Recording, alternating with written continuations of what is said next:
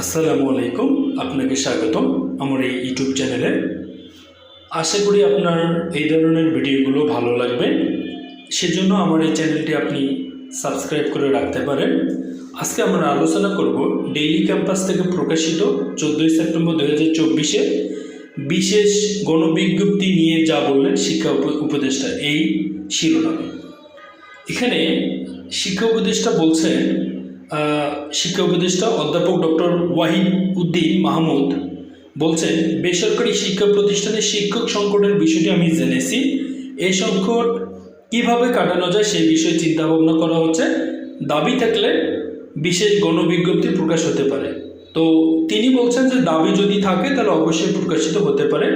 আমরা এই রিপোর্টটার নিচের দিকে দেখতেছি যে 17তম নিবন্ধনে 35 ঊর্ধ্বরা, 1 থেকে 12তম নিবন্ধনধারী এবং 13 থেকে 14তম নিবন্ধনধারীরা একাধিকবার এনটিআরসির কাছে এসেছেন এবং তারা বিভিন্নভাবে এনটিআরসির কাছে দাবি করেছেন যেন একটি বিশেষ গণবিজ্ঞপ্তি প্রকাশ করা হয়।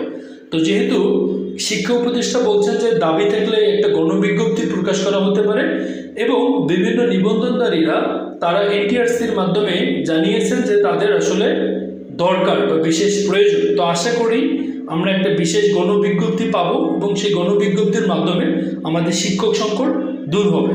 তো আশা করি আপনার এই নিউজটি আপনার কাজে লাগবে।